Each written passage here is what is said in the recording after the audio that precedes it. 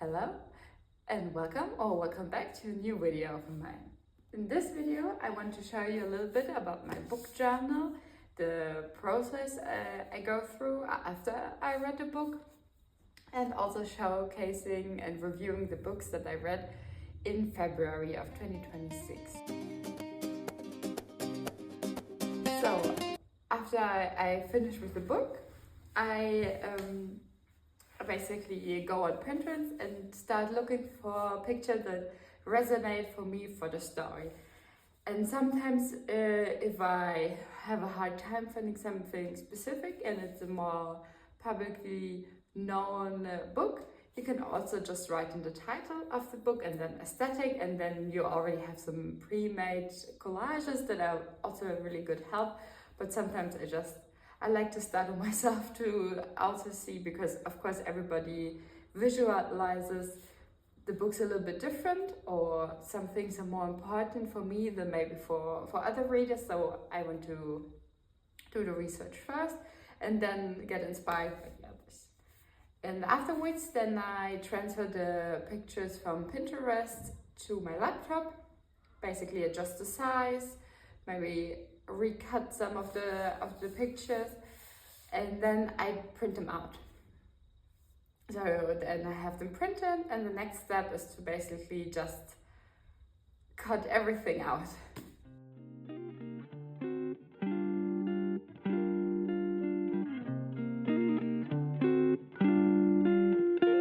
So now you can see my physical book journal. I chose one from Paper and You. It's from the Heft Verlag. You can just order it regularly on Amazon. And then if I start, I just have a very basic book cover, and I personally don't do the yearly statistics every month, but I just do it at the end of the year. Then some more pages. And now for the first quarter. I decided that I have an overview of all the books that I read per quarter, not per month, and I also always keep the decorations really minimal. So in here, basically in the lightest shade, this were all the books read in January, so I read 7 books, and then in February, these are all the books I read in February. I have to say this was a really good reading month for me, but it's also mainly because I did not have any Wi-Fi. And it's really amazing how many books you can read when you don't have anything else to do. So in total, I read 11 books that I want to share a little bit. And here is just an overview of the book cover. I printed it quite small. The star rating that I gave it, and if it's marked with an X, it's something that I read with my eyeballs. And everything that does not have an X, it was an audiobook. So also this month, the ratio from audiobook to actually reading the book was quite good. And then you already start with all the different book reviews. Something I do is, as I mentioned, the pictures, so the things that resonated with me for this book. I also have a larger printout of the book cover, the rating I gave it overall, and I keep track of the author, the genre, what type of book. So for me, type of book means if it was read on a Kindle, as an audiobook, or in a physical form, how many pages there was, and if it's an audiobook, I also add the time that it was, and in what language I read the book. And I'm not gonna go in too much detail because I don't want to spoil it, but nevertheless, this is a spoiler alert. Maybe sometimes I'm gonna mention something that is not written just in the review of the book, but just so be aware of it. But I think this,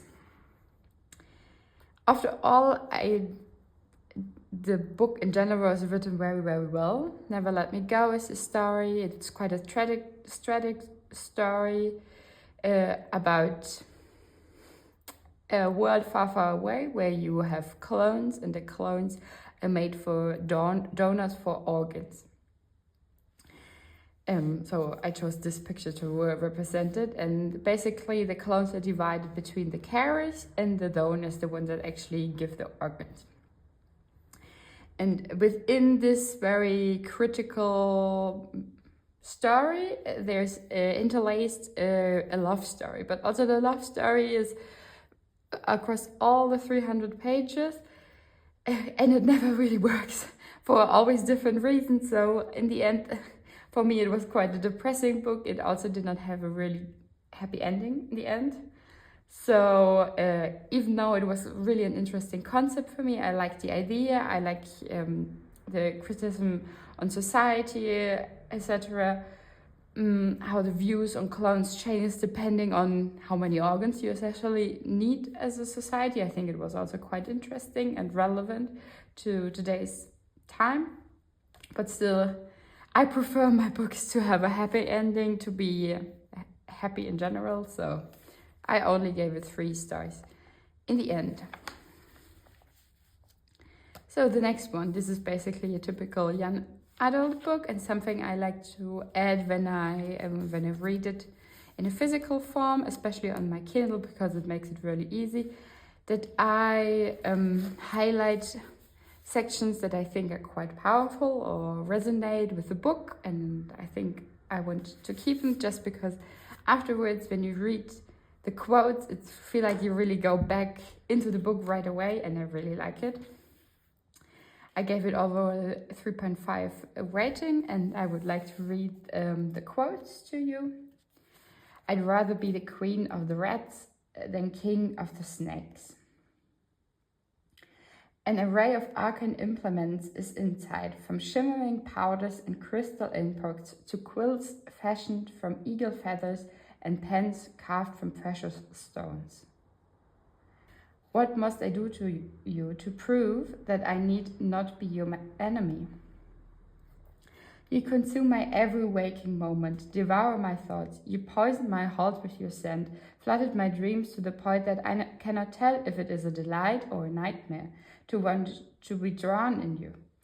If you hate me, then hate me. Let us be eternal rivals. Let any future where you and I are more than enemies finally be done and gone. If you want something else from me, then take it. But if it is neither, then set me free and let me be done with you once and for all. So in general, this is an enemies to lovers story from a girl. Really for me, this is quite a typical young adult story that she comes from, has a hard background, has to fight through her life, and basically ends up in prison, where the prince, Kalis, gets her out and basically publicly announces that she's going to be his wife. And then, which really I liked about the story, that it was around tarot, and as you could saw in the chapter, the descriptions of how they made the cards, the power, the materials they used, it was so beautiful written.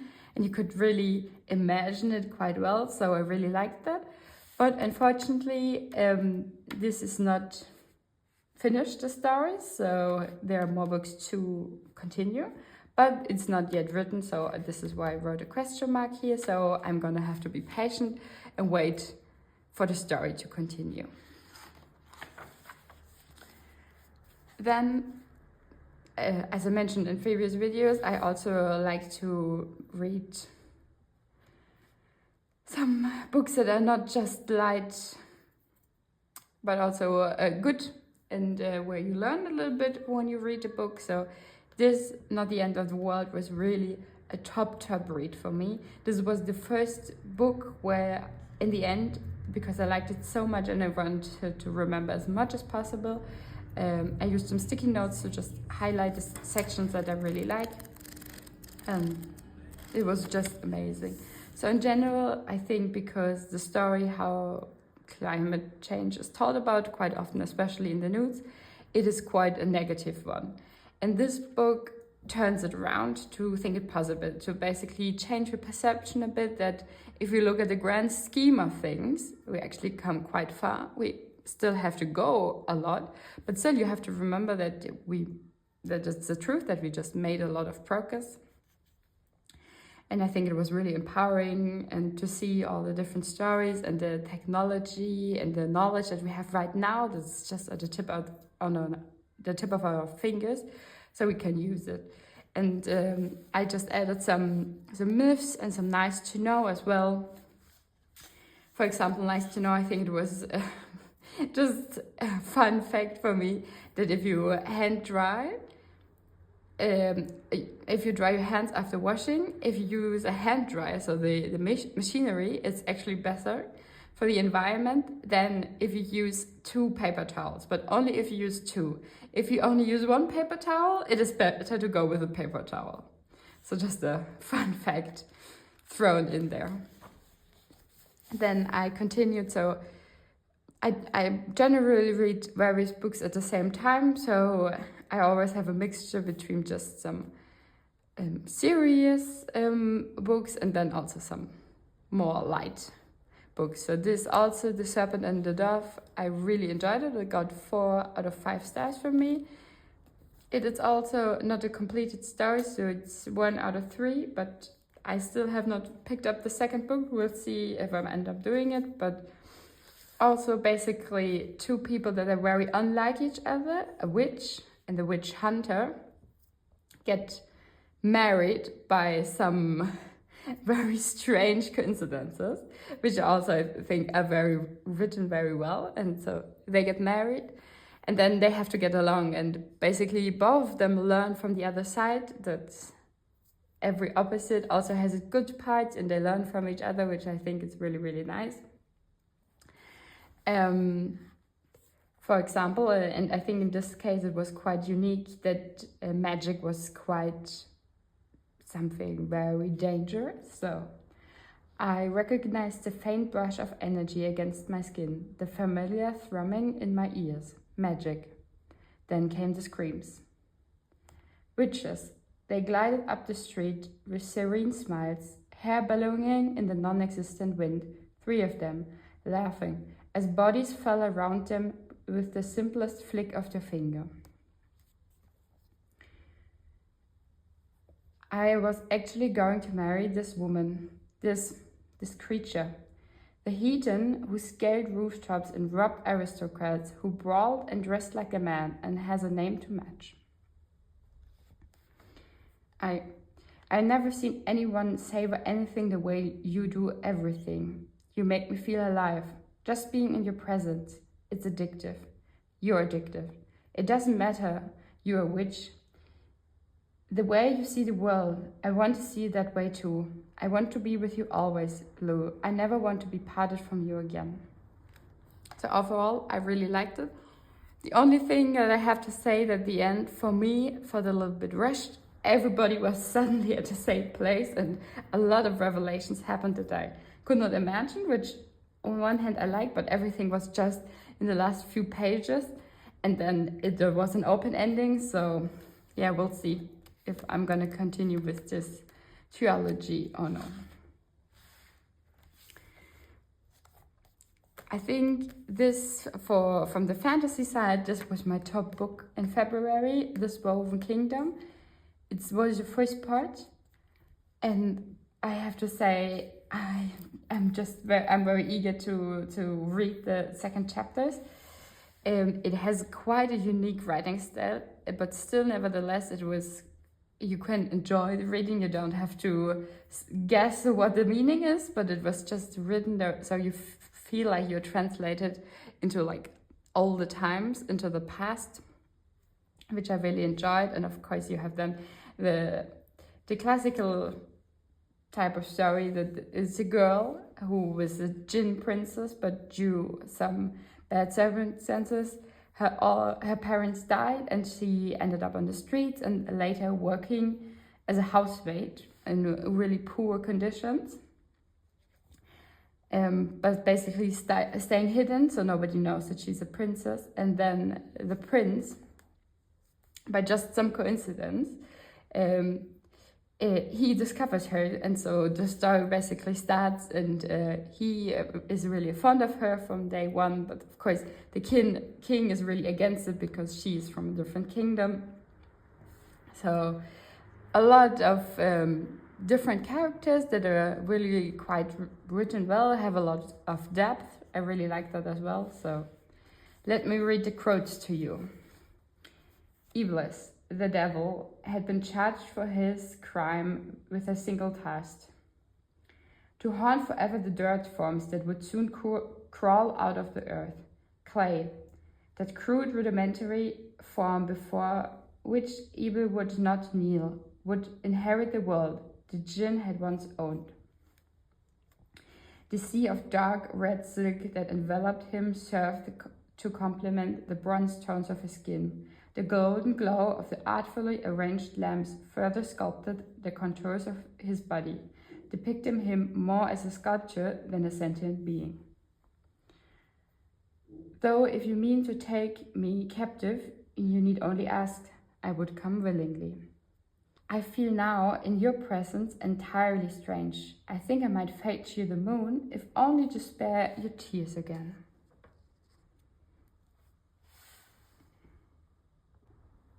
This is another non-fiction book. It's basically about the power of geography. And I liked it, I have to say. In general, I think it was quite impressive, while said at the same time that the time of colonization still has a lot of impact on the conflicts that we have today. And still a lot of the conflicts are defined if you have, for example, a harbor that is a really strategic place, or if you have a lot of raw material that is good resources, if you have rivers that facilitate the transport a lot, or if you're inhabited by lots of mountains. I think it was really quite interesting. The only thing I can show you right now, for me, because I have to say my sense of orientation is not that good. So I really like that it was focused on the maps part, but unfortunately, let me see if I can find one. Here. The maps are only in black and white, so it's not as easy to see, and because of the book, because it's a soft cover, the middle gets hidden a lot. And then you keep on reading the chapters, but of course, then if they talk about something, you either have to flip always back to the book, or you just keep continue the book, but then the maps don't serve a real purpose, at least for me. So overall, I think the idea and the concept and the stories was quite interesting, and I like that part of it. But how it was printed in the book, I really did not enjoy it, and the reading experience because of that was not as good. This was a really strange book for me. It's sometimes because I have Amazon Prime, you also get some free books from reading that you can borrow, and then you can only borrow, I think, 10 books at a time, and then you have to return them. But this was just a very weird story. It was basically about a magician and two curse breakers, and they want to discover a murder. For that, they went to Dubai, which is also quite a different setting than usual.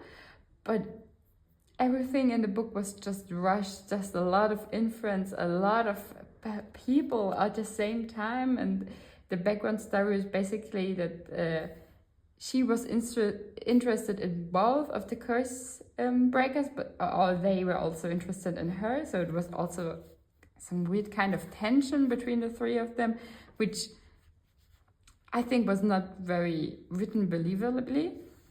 So I only gave it 2.5 stars. This, I think, was one of the first short stories that I ever read, but I have to say I really, really liked it and the idea. And for being such a short story, only 130 pages, you still really felt with the characters and everything in general, the idea that you live in a country, which for me, in the writing, I had to think a lot about North Korea, where you're very oppressed, where you don't have freedom of speech, basically freedom of anything. This was quite a sci-fi story, so going even farther than what we are right now. where you have basically a robot of some kind that is your partner, but he becomes from caring to very controlling and controlling every aspect of your life. So you basically had the criticism of society, but also I think written very well and specifically about toxic relationships and how they come slowly but surely more controlling. And then to read about her, how she fights for her freedom and tries to flee the country, I really like. But I have to say, the end was a little bit lackluster for me. I was a little bit disappointed that, I don't want to spoil it too much, but I wish the end was a little bit more. But overall, I still really can recommend this book. So I think this is the last non-fiction book for the month of February. Basically the same idea, just you don't have time for pessimism, so showcasing the work of some really creative people, some good innovation, but also they take into consideration the economic side and the scalability of the projects. And I think just fascinating to read about the persons behind the innovations as well. Just to give some examples, one woman was trying to work out a way to have flies as a substitute for protein in animal feed. Then another one was trying to find ways how you can capture the microplastic with some kind of bubble technique, or to improve existing batteries by using less copper, etc. I think it was all stories from quite different topics, but overall it was an easy read. I read it quite quickly, but I really enjoyed reading it as well. So this was the month of short stories. This was another short stories with only 116 pages. And it was, for me, a super weird story, nothing I've ever read about. It's basically about a woman who works at a convenience stores, and her whole life becomes absorbed by the convenience store, and she even dreams about it. She consumes all the food from the convenience store. So I have to say, quite an absurd idea of a book. But beneath this idea, there was just a story about how society really pressures you, especially women, that you have to get children, that you have to marry, and for men that the focus really is on that you have to get a good job, and what happens to the people that don't basically fit in. For me, I believe that Keiko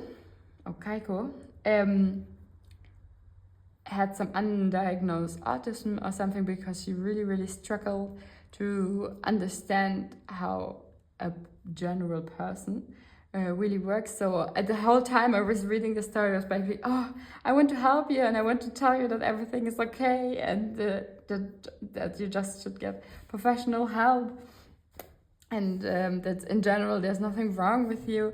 Because really the last third of the book or so, there was a man who basically took advantage of her, and he started living in her apartment and trying to convince her that she should take a better job so she can earn more money, even though she really does not care. She just likes to work at a convenience store. So, and then of course there was nobody really that could protect her from that. So it was quite hard to read. But I still have to recommend this book by a lot. So just to read some quotes. So I decided to keep my mouth shut as best I could outside home. I would no longer do anything of my own accord, and would either just mimic what everyone else was doing or simply follow instructions. The normal world has no room for exceptions and always quietly eliminates foreign objects. Anyone who is lacking is disposed of. So that's why I need to be cured. Unless I'm cured, normal people will purchase me. moment, for the first time ever, I felt I'd become a part in the machine and society. I've been reborn, I thought. That day, I actually became a normal cog in society. More than a person, I am a convenience store worker. And just, I ended up with a quick note. This is an audiobook. I think Spotify has quite a nice feature that if you have a Spotify Premium, you can also listen to some audiobooks. And this was my pick for the month of February. It's already the second part. In January, I read the third part, and it's quite a light-hearted story about a woman who is human, who by some accidents ends up working in a pub that is run by magicians. And then the magicians have to solve cases, and she always helps with that. And I think it's just light-hearted and it's easy to listen to, and I like it for that. But which I don't like is that everybody always falls in love with her, and she always falls in love with everybody. So basically in the first story there were 3 hot, powerful magicians, and of course everybody likes her. And now in the second book there was some evil guy who in the end does not turn out that evil, but of course he also likes her and she likes him, so it's kind of like, oof, you just like everybody, or what is happening? So in the end, it's just, for me, an average 3 out of 5 stars. So this was all the books I read in February. So I hope you enjoyed the videos, and maybe now you have some inspiration for some good book reads. But please also let me know, because I'm just really curious if you like this a longer video, or if it was just too much rambling for you and you don't really care about my thoughts of the books. And then for the next month book review or book journal, I can do it a little bit shorter. So I'm curious for your feedback, and see you in the next video.